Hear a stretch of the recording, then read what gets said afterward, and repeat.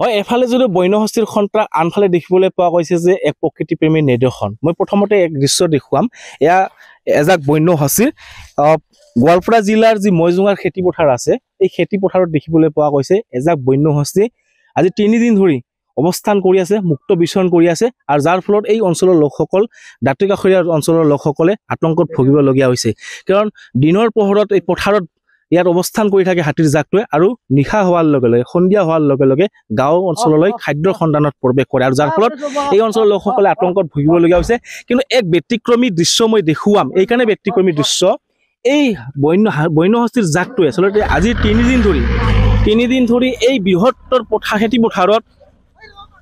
মুক্ত বিচৰণ কৰি আছে যাৰ ফলত খাদ্যৰ সংকটত ভোগা পৰিলক্ষিত হৈছে আৰু এই খাদ্য সংকটত ভোগা বন্যহস্তী এই অঞ্চলৰ যিসকল যুৱক আছে সেই যুৱকসকলে খাদ্যৰ যোগান ধৰা পৰিলক্ষিত হৈছে আৰু ইয়াত দেখিবলৈ ধান কলগছ বিভিন্ন শাক পাচলিৰ বা ফল মূল সেই ফল মূলসমূহ এই অঞ্চলৰ যুৱকসকলে ইতিমধ্যে হাতীৰ জাকটো খাবৰ কাৰণে যোগান ধৰিছে আৰু সেই দৃশ্য দেখুৱাই গৈছে আৰু মই এই অঞ্চলৰ যুৱকসকল আছে যিসকলে নিদৰ্শন দাঙি ধৰিবলৈ সক্ষম হৈছে কি কবা হয় তাৰ মানে আমি 3 দিন ধৰি ইয়াত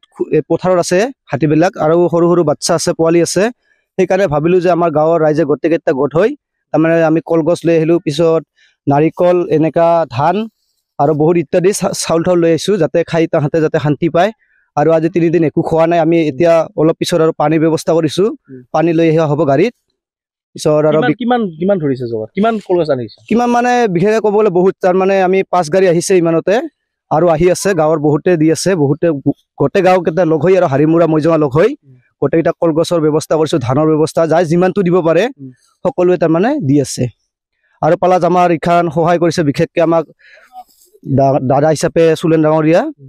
ময়জুঙা নিবাসী সি আমাক বহুত সহায় কৰিছে তাৰ মানে আমাৰ গাড়ী ভাড়া কৰি দিছে সিহঁতে গাড়ী ভাড়া কৰি তেল চেল যিমান খৰচা লাগে সি দায়িত্ব লৈছে আৰু ধান চান যিমান লাগে মানুহৰ পৰা সি সকলো দায়িত্ব লৈছে আৰু কি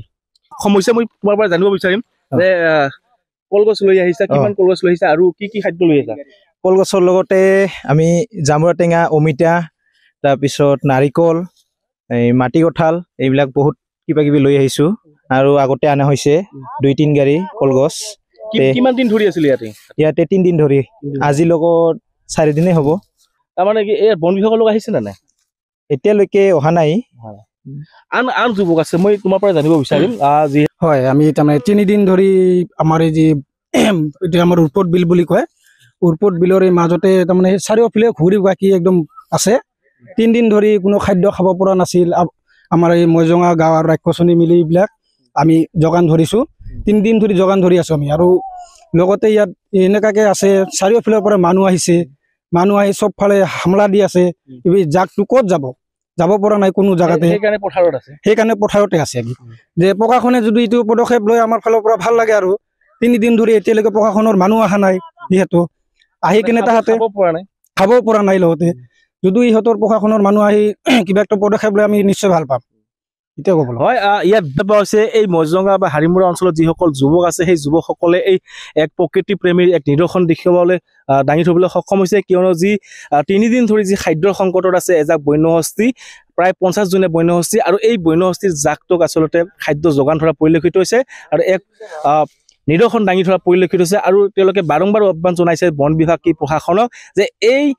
বৃহত্তৰ খেতি পথাৰৰ মাজত থকা যি বন্যহস্তীৰ জাক সেই বন্যহস্তীৰ জাকটোক বনাঞ্চলে খেদি পঠিয়াব লাগে কিয়নো এই অঞ্চলত থকা যিসকল অঞ্চল আছে দাঁতিকাষৰীয়া অঞ্চলৰ আতংকত ভুগিবলৈ হৈছে আৰু তাৰ বিপৰীতে খাদ্য সংকটত ভোগা পৰিলক্ষিত হৈছে বন্যহস্তীৰ জাকটোক আৰু যাৰ ফলত বন বিভাগক বা জিলা প্ৰশাসনক স্থানীয় ৰাইজে এই যুৱকসকলে প্ৰকৃতিপ্ৰেমী যুৱকসকলে আহ্বান জনাইছে যাতে অতি সোনকালে এই মুক্ত বিচৰণ কৰি থকা যি হাতীৰ জাকটোৱে যাতে বনাঞ্চললৈ খেদি পঠায় তাৰ বাবে আহ্বান জনাইছে বন বিভাগ কিংবা প্ৰশাসনক